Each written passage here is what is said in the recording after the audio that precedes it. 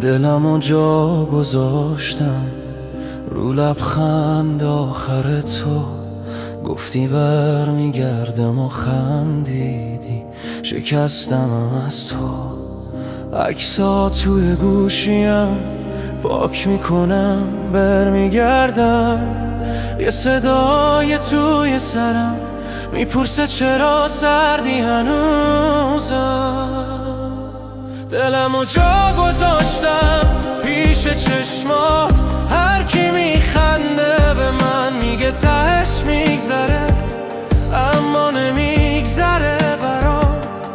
یه شهر میچرخه دورم ولی من گیر اون لحظم که گفتی خوب میشه و رفتی، خراب شده جهانم. آره مامانم هی میپرسه چی شده چرا ساکتی، میگم خستم میخندم اشکام و بالش فهمیده فقط کی.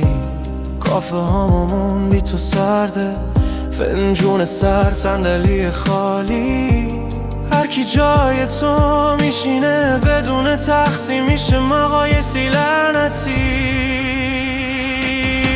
دلمو جا گذاشتم پیش چشمات، هر کی میخنده به من میگه تهش میگذره، اما نمیگذره برام.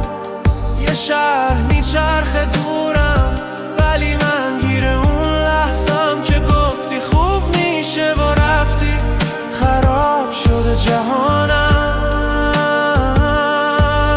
اگه برگردی یه روز با همون عطر قدیمی، بغلت میکنم محکم میگم نرو نترس از این زخمی، ولی میدونم که نمیای، من و خیال تنها، اسم تو زیر لبم از صبح تا شب، شب تا فردا. دلمو جا گذاشتم پیش چشمات،